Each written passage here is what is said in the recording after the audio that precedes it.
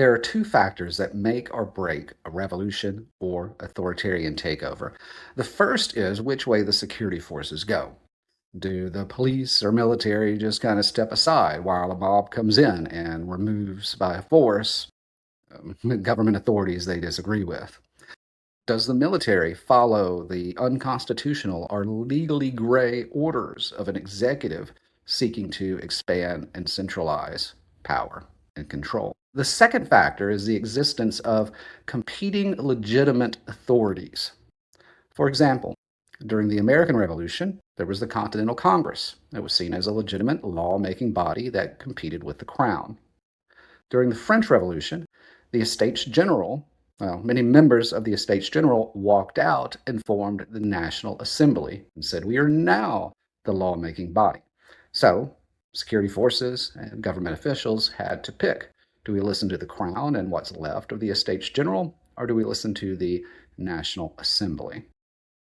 So I have to ask, if the President of the United States right now asks the military to do unconstitutional or legally gray acts, would they do so?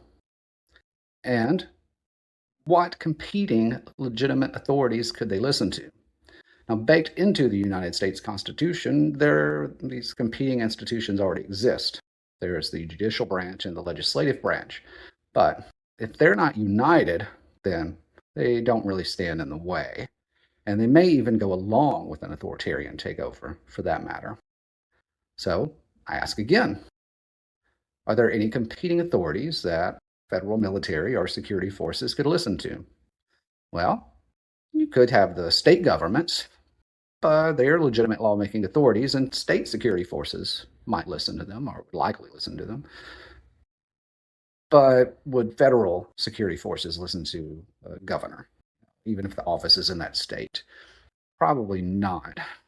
So, if history rhymes, an authoritarian takeover of the United States would probably be successful unless the US Congress pulled a French Revolution and half or more of them walked out and declared themselves the legitimate lawmaking body.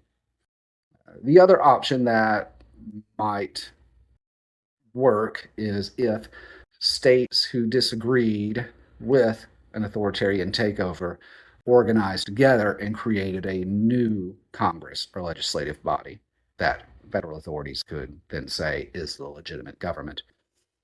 You could also have a hybrid of these two things, which is what happened with the American Civil War, where people sitting in Congress and the Senate from the southern states walked out and just created their own Congress down in was in Montgomery.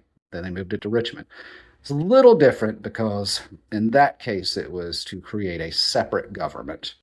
And in this scenario, the two different Congresses would be each claiming to be the legitimate United States government. So, should our state government elected officials and federally elected officials be planning for such a scenario? Should they be planning for the worst? Or should they all just be hoping for the best? Comment below.